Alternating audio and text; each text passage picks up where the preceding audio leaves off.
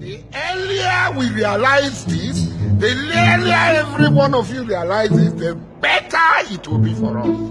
That Nigeria is not.